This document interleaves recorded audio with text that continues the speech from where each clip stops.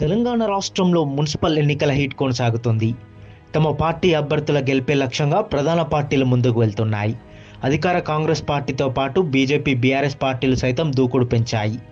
Municipal ఎన్నికల్లో సీట్లు కైవసం చేసుకునే దిశగా ముందుకు వెళ్తున్నాయి.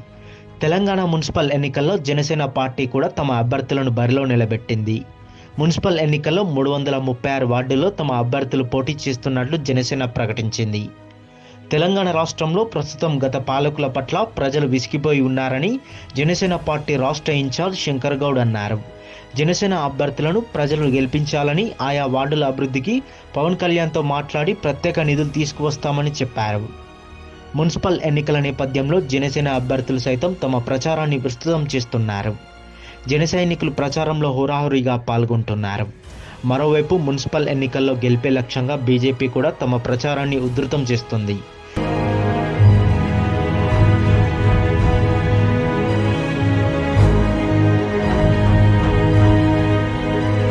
అయితే తెలంగాణలో బీజేపీకి మద్దతుగా ఏపీ డిప్యూటీ సీఎం, జనసేన అధినేత పవన్ కళ్యాణ్ ప్రచారం చేయనున్నట్లు తెలుస్తోంది.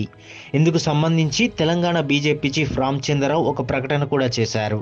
అయితే జనసేన అధినేత పవన్ కళ్యాణ్ తెలంగాణలో పర్యటించనున్నట్లు ప్రకటించినప్పటికీ బీజేపీ తాజాగా పవన్ కళ్యాణ్ పర్యటన రద్దయినట్లు ప్రకటించింది. మున్సిపల్ ఎన్నికల్లో జనసేన అధినేత పవన్ కళ్యాణ్ జనసేన పార్టీతో పాటు బీజేపీ పార్టీ అభ్యర్థులు కూడా ప్రచారం చేయాలని మొదటగా భావించారు. ఈ మేరకు ఈ నెల 7, 8వ తేదీల్లో పవన్ కళ్యాణ్ పర్యటిస్తారంటూ కూడా తెలిపారు. అయితే పవన్ కళ్యాణ్ రాజకీయంగా, పాలన పరంగా బిజీగా ఉండడంతో తన పర్యటన రద్దు చేసుకున్నట్లు తెలుస్తుంది. మున్సిపల్ ఎన్నికల ప్రచారంలో పవన్ కళ్యాణ్ పర్యటన రద్దు కావడంతో జనసేన, బీజేపీ పార్టీ అభ్యర్థులు, కార్యకర్తలు నిరాశకు గురవుతున్నారు. పవన్ కళ్యాణ్ ప్రచారం చేస్తే విజయ అవకాశాలు పెరుగుతాయని అభ్యర్థులు ఆశించారు. కానీ ఆయన పర్యటన రద్దు కావడంతో అభ్యర్థులు కాస్త నిరాశలో ఉన్నారు.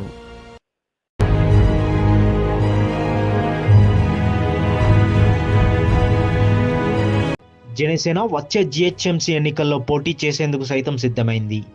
రాష్ట్రంలో పార్టీని బలోపేతం చేసే దిశగా నాయకత్వం ముందుకు వెళ్తుంది. ముఖ్యంగా గ్రేటర్ హైదరాబాద్ మున్సిపల్ కార్పొరేషన్ లాంటి పట్టణ ప్రాంతాల్లో పవన్ కళ్యాణ్ ఇమేజ్, ఫాలోయింగ్ యువతను, అర్బన్ మిడిల్ క్లాస్ ఓటర్లను ఆకర్షించే అవకాశం ఉంది. అయితే ఇప్పుడు ప్రస్తుతం తెలంగాణ రాష్ట్రంలో పోటీ చేస్తున్నటువంటి మున్సిపల్ ఎన్నికల్లో తమ పార్టీ అభ్యర్థులు ఎక్కువ సీట్లలో గెలుపొందితే మరింత దూకుడు పెంచనుంది. వచ్చే అసెంబ్లీ ఎన్నికల్లో సైతం అభ్యర్థులను బరిలో దింపే దిశగా పార్టీ ముందుకు వెళ్తుంది. అయితే ఈ మున్సిపల్ ఎన్నికలు జనసేనకు తెలంగాణలో తనను తాను పరీక్షించుకునే ఒక ప్రయోగంలా కనిపిస్తుంది.